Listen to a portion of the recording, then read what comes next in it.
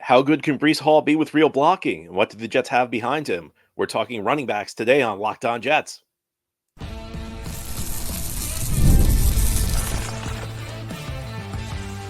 You are Locked On Jets, your daily New York Jets podcast. Part of the Locked On Podcast Network, your team every day.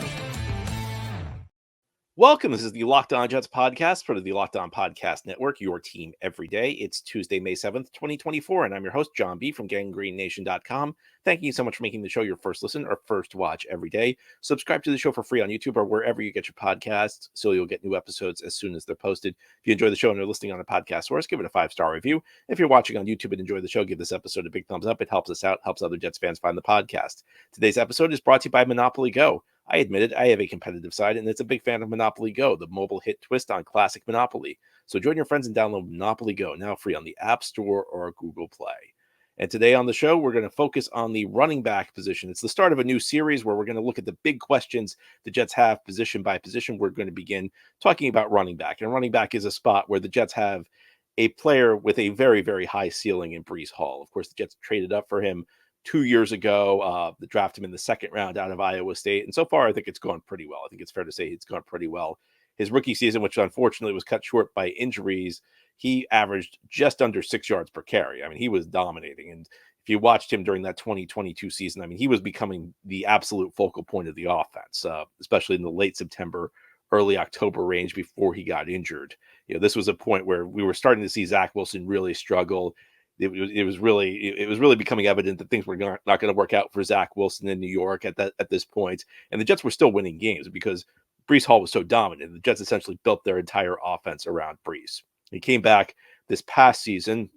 He suffered, unfortunately, his 2022, his rookie season, which was heading towards a potential Rookie of the Year award, ended in October because of a knee injury he suffered against the Denver Broncos. Well, he came back, and all offseason last year, I was wondering, how long is it going to take for him to get back to being a dominant player? Well, his first rush of the season, he ripped off a 28-yard gain against the Buffalo Bills week one, that brief period before Aaron Rodgers got injured. And Breece went on to have a season where he had 994 yards on 223 carries, so a 4.5-yard average. And if you were watching the Jets blocking last year, it's a borderline miracle that a running back was able to average 4.5 yards per carry, because the Jets blocking was just dreadful through most of the season. It's true of the pass blocking, and it was also true of the run blocking, and injuries played a role in it. There's no question about it. The fact that you had to constantly shake up the offensive line, the fact that it was very rare from week to week that the Jets would have a consistent 5 on the offensive line, and also that you were heading into backups and third stringers, that did not help.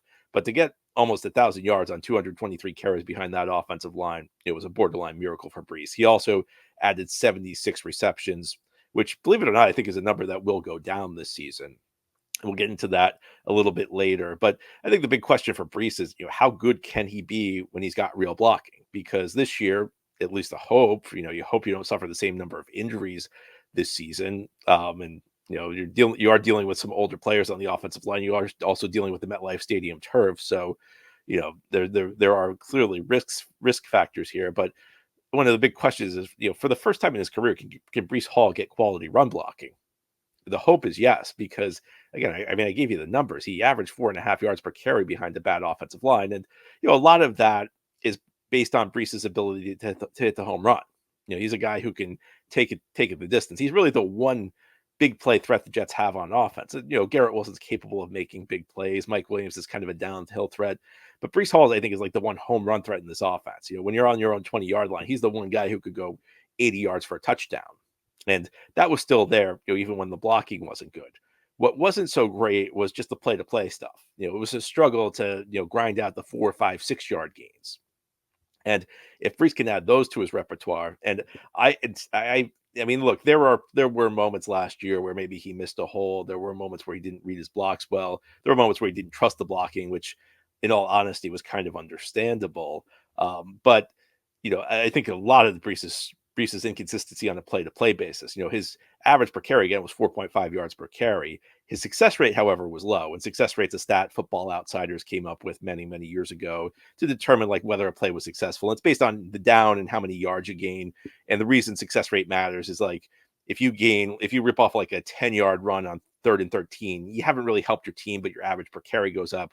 Whereas if you get a 2-yard run on 3rd and 1, your average doesn't really help your average, but it clearly helps your team. So success rate's a way to measure how successful you are on a play-to-play basis.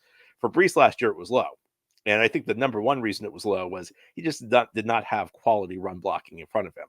So for the first, hopefully, knock on wood, hopefully Vera Tucker stays healthy. Hopefully Tyron Smith stays healthy.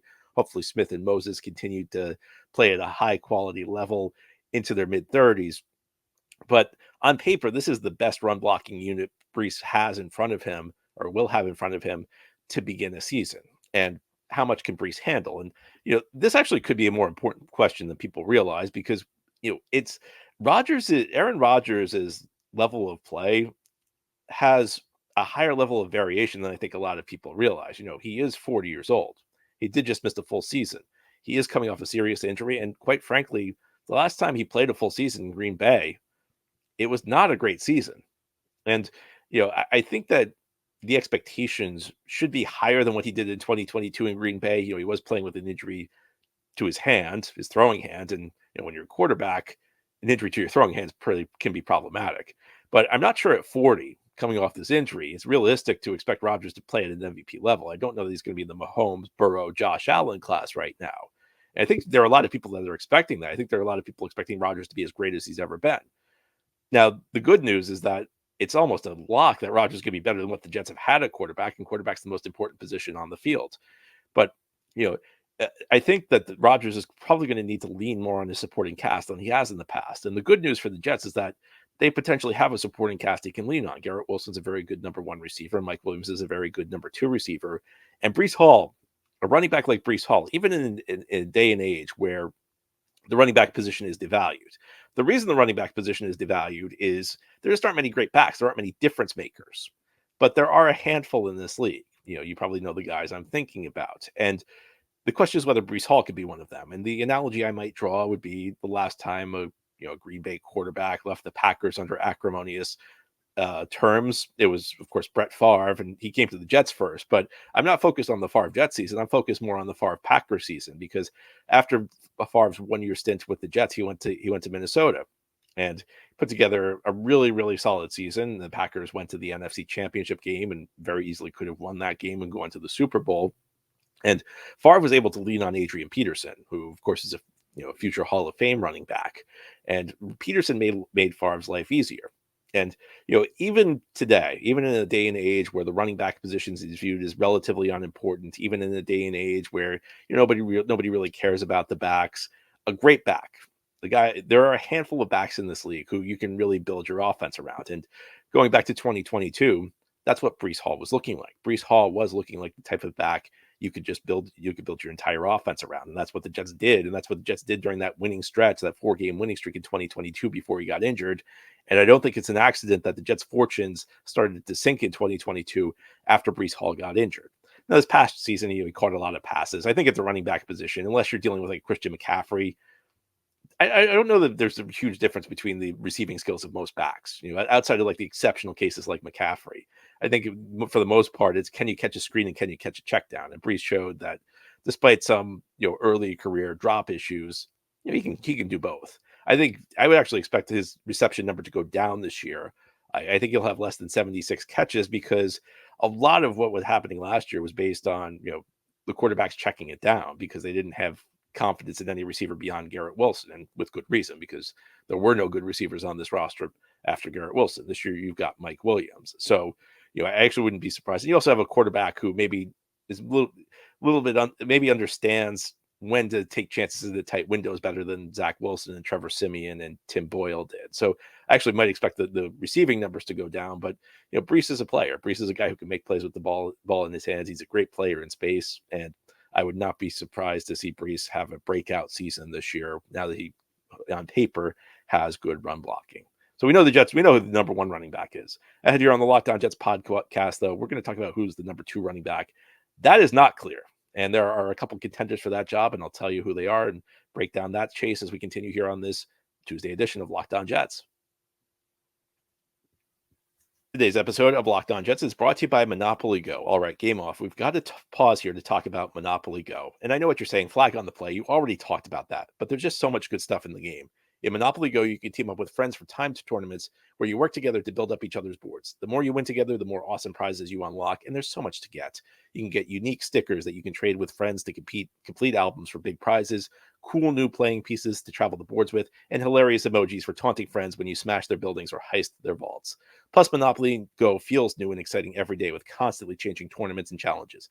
A ton include their own unique mini games like digging for treasure, and there's always new timed events that help you win big, like massive multipliers for everything you win and rent frenzies. There's always something fun to discover in Monopoly Go, so get off the bench and go download it for free on Google Play or the App Store. Game on. Again, it's Monopoly Go. Thank you so much for making Locked On Jets your first listen or first watch every day. A big shout out to you everydayers. This is a daily podcast covering the New York Jets. We have new episodes each day through the week, Monday through Friday. Today we're talking about the big questions at the running back position for the New York Jets. And something that's not a big question, who's the number one running back going to be? It's going to be Breece Hall, a tremendously talented third-year back out of Iowa State, guy who has flashed brilliance essentially, almost since he stepped on the field for the New York Jets as a rookie in 2022. It's less clear who's going to be behind him. And the most likely candidates are three players the Jets have drafted within the last 2 years. There's Israel Abanikanda, who was picked out of Pittsburgh a year ago and got a little bit of playing time near the end of his first season, but really didn't do a whole lot with it. And it wasn't entirely his fault because, as we discussed in the first segment, Jets run blocking was not exactly stellar, especially late in the season, especially, once you got down to like those third stringers, those fourth stringers, it was not easy. There are also two running backs the Jets drafted this year on day 3. There's Braylon Allen out of Wisconsin, who was a fourth round pick this year. He was the one player the Jets drafted in the fourth round. And then Isaiah Davis out of South Dakota State, small school guy, a guy who dominated, though, at South Dakota State. He was drafted in the 5th round. So the Jets doubled up the running back position on day 3. It was a somewhat controversial move. There were a lot of fans who were not thrilled with it. I got to be honest with you. I think that given the circumstances, I'm not sure that that's the direction I would have gone in. But I think clearly the Jets are hoping one of these two young backs steps into the role. And one thing I will praise the Jets for is it feels like, and we're not out of the woods yet, but one thing I'll praise the Jets for is it feels like they're going young at the running back position, which is nice to see. I mean, how many times have the Jets brought in an old back at the end of his career, some big name back? They did it last year with Dalvin Cook. And again, we're deleting the recordings where I praise that signing because that signing was a disaster. I mean, you can just go down the list. Frank Gore back in 2020, Matt Forte before that, Chris Johnson, Le'Veon, going back to 2019, Le'Veon Bell, even though he was a little bit younger, but, still the guy who had plenty of wear on the tires. You go back to LaDainian Tomlinson in 2010, which is remembered as a success. But if you actually look up Tomlinson's performance, it was not as good as people remember. He had a great first month with the Jets and then made a couple plays in the playoffs in 2010. But outside of those, was really not that productive. And the Jets don't learn their lesson over and over. The lesson should be that you go young at the running back position. You want young, fresh legs. And they, for whatever reason, they always bring in the aging big name, and it almost never works. Well, this year could be an exception because, barring some last minute signing, barring some signing heading into training camp, the Jets are going to have a bunch of young running backs. That's what you do. And of course, Breece is the number one guy, but behind him you have, and again, I think that there are some other guys on the roster, but these are the guys the Jets drafted: Izzy Abanikanda, Braylon Allen, and Austin Davis. And, I saw a lot of surprise about the Jets drafting running backs. And first, in some sense, it was surprising, but what I didn't quite get was the surprise that like Izzy Abanikanda's spot on the roster is not guaranteed. This was a guy who was drafted in the 5th round a year ago and really did not make that big of an impact as a rookie. I don't know why his spot would be guaranteed, but he's going to have every opportunity to not only win a roster spot, but to win the number 2 running back job. And, of these 3 backs, he seems like the guy who has the speed elements. He's the guy who, I'm not going to say he can match Breece's speed elements, but he's the guy who's really fast. He's the guy who might be the second home run hitter on offense. We didn't really see it last year when he got an opportunity. I think even in preseason, there were some games where the numbers were good, but I wasn't wowed by what Izzy Abanikanda did. That said, he's going to have every opportunity to make the team. It's not like Izzy Abanikanda is off the team now because the Jets drafted 2 running backs. He has every opportunity to make the team, and it's just a question of can he deliver in the preseason and in training camp, and the guys he's competing against. There will be some competition. Braylon Allen's a really interesting story because this was a guy who essentially he entered college for all intents and purposes a year early. He was 17 years old and absolutely dominated the Big Ten. Averaged almost 7 yards per carry as a 17-year-old, the guy who should have been in high school against Big Ten competition, one of the best conferences in the country. And his last 9 games, he had 8 of them. He had over 100 yards and at least 5 yards per carry. And he averaged almost 7 yards against 8-man boxes his freshman year. I mean, this was an unbelievable freshman year. And since then, he hasn't been quite as productive. And I'm still looking in. I'm trying to figure out why this is, why he was so great as a freshman. And he wasn't bad as a sophomore or junior, but it clearly was a step down. Now, he dealt with some injuries near the end of those years, and after if you actually look game by game, after the games where he got injured, his production started to fall off. But even then, he wasn't producing at the same level. That said, I mean, look, he did dominate college football at 17 in the Big Ten. I mean, that's got to mean there's talent there, right? Maybe there's something the Jets can unlock there. He's a bigger back. I view him as, he's a power back, but he's not like a run everybody over Derrick Henry kind of back. He's more of a, throw a move on a guy and run through arm tackles kind of back. And, I don't know whether, he might be the kind of guy who maybe, you see this from time to time. Le'Veon Bell's a good example of this. A guy who maybe plays a little bit lighter in the NFL than he did in college, and maybe changes his style a little bit. He's always going to be a big back. He's always going to be more of a power back than a finesse back. But he's not like the guy who runs over everybody. It's a very subtle thing. He's not the guy who runs over everybody though.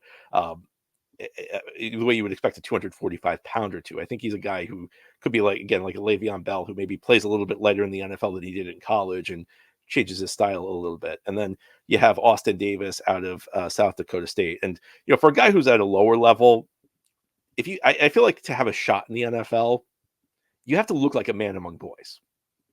And I think if you watch Austin Davis, I mean, I thought it was very impressive playing at South Dakota State. It seemed like he had a pretty good understanding of blocking concepts. It seems like he was able to read blocks. He had good vision. He understood when to accelerate, when to decelerate. And, at the running back position, I'm not saying athleticism is irrelevant. Obviously, Breece Hall's speed is a part of what makes him so special. But you don't necessarily need to be a great athlete. And Austin Davis is not a bad athlete. His athletic testing was perfectly fine. But there's more nuance than you realize to this stuff. And it's a question of whether or not, you can read blocks, whether you know when to hit the hole, because timing of when you hit the hole is also critical. And it felt to me like Davis has a pretty good understanding of this stuff. And, I mentioned this on draft day, like there's a big part of me that feels like Davis, even though he was drafted in the 5th round, could be more likely to succeed than Allen, even though Allen was drafted earlier.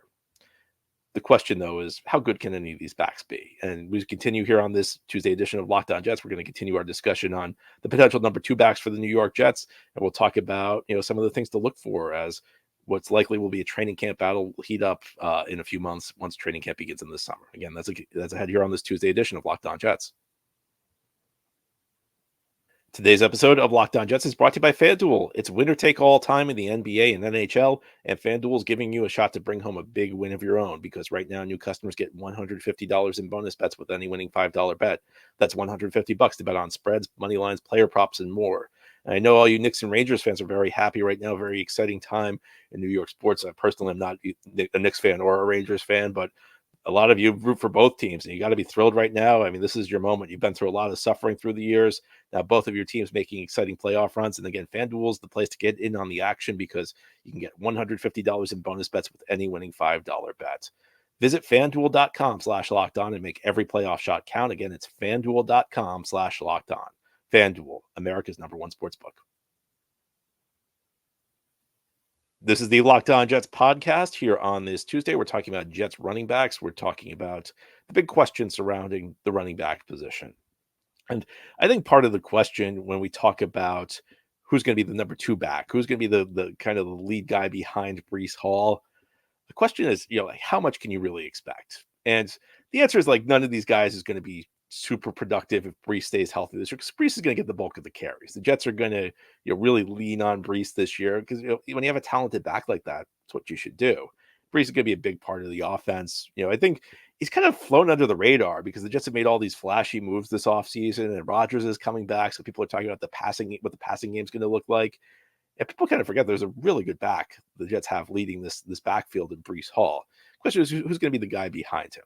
Now, I think one of the things to do is keep your expectations in check. In part because Breece is going to get so many carries, but beyond that, there were only three rookie running backs last year who had over 500 rushing yards, and two of them were drafted in the first round. It's a bit of a chicken or the egg situation because guys who are drafted early get more opportunities. They step into the starting lineup immediately, whereas guys who are like lower round picks, guys who are drafted later on, they kind of have to play their way into the lineup. And of course, every year you see it. There's some late round pick or some undrafted guy or somebody who signs off the practice squad who kind of gives his team a boost late in the season. Sometimes fresh legs really help out, and that could happen with one of these guys this year. Maybe Breece takes the lead early in the season, then late in the year, one of the guys who hasn't been playing that much steps into the lineup and gives the Jets a boost because they have fresh legs and they're playing against tired defenders. Of course, that's possible, but what are the things that are going to be important behind Breece?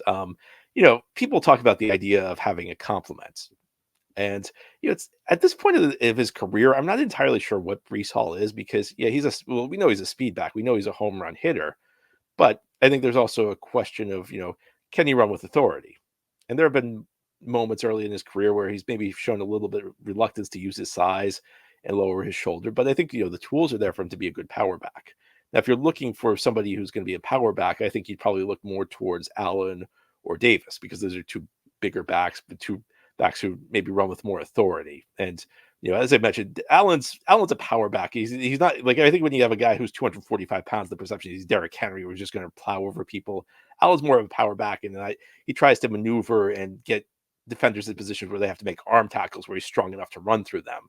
Davis is also a guy who's more of a power back. Whereas, if the idea is that now with better blocking, Breece is going to be able to run between the tackles with more authority, Anaconda is the more of the speed back. He's more of the guy who, at least on paper, if we're talking about what he's displayed before he came to the Jets, could be the guy who's more of the home run hitter. But another critical question for these young backs, and this is like the thing that keeps young backs off the field more than anything else, can they protect the passer? And it's easy to laugh at the idea. It's easy to mock the idea of the running back and pass protection. But the reality is that in college, teams do not ask their running backs to take on very nuanced or very varied pass protection roles. I mean, occasionally a back has to block, but the NFL defensive schemes are more complicated. Blitzers can come from any angle, so there are many plays where like a running back needs to look at multiple rushers, and he could be responsible for multiple rushers depending on who's running. There could be a guy on the inside, a guy on the outside. You have to keep an eye on both, and if either of them come, that's your guy. These are tougher reads. And there's also, I don't think colleges do a great job of teaching pass blocking technique. Allen's an interesting case because overall he was a very poor pass protector, but there were some individual games and some individual reps where he flashed, where he looked like he could do it. So the tools are there for Allen to be a very effective pass protector. Is he there right now? And can the Jets coaching staff get him up to speed? That's part of the question. And look, it's easy to mock the idea that the running back needs to be a good pass protector, but I'll say this, with 40-year-old Aaron Rodgers, if you don't protect the passer, you're not playing as a backup running back, because Rodgers is not going to be happy if his running back blows a block assignment. I mean, there are other teams where maybe you could say this isn't as big of a deal. Maybe this role is not as essential. But with the Jets, with a 40-year-old quarterback who's very demanding of young players, who has a real history of expecting a lot out of young players who are with him, especially young skill players, one thing I can tell you is that pass protection is going to be a pretty important part of staying on the field, because the running back has a role in helping out. And when we talk about how running backs contribute in the passing game, everybody always focuses on the receptions and the yardage. And of course those matter. Of course those count. But it's also really important to be able to protect the passer. So we talk about how good will these guys be, how fast. Statistically, these guys probably are not going to produce a whole lot. Even the guy who wins the number 2 running back role, even the guy who's behind Breece, because he's not going to get as many opportunities. I think the Jets are very, very much going to have the mindset that they're going to give Breece as many carries as he can handle. And the backup guy is going to come in when Breece needs a rest, because running back can't play the full game. And that's where these guys will come in. And I think that might be the key. I think the question, how good, how fast can you get up to speed as a pass protector? Because that could be the thing, that could be one of the key determinations in who plays behind Breece Hall. Anyway, that's all for today's episode. This has been the Locked On Jets podcast, part of the Locked On Podcast Network. Your team every day is our motto. As always, if you enjoy this show, hit the subscribe button where you're watching or listening so that you'll never miss an episode. If you enjoy the show and are listening on a podcast source, give it a 5-star review. If you're watching on YouTube, give this episode a big thumbs up. It helps us out, helps other Jets fans find the podcast. Hope you have a great Tuesday, everybody, and send in your mailbag questions. Tomorrow we're having our weekly mailbag show. See you then.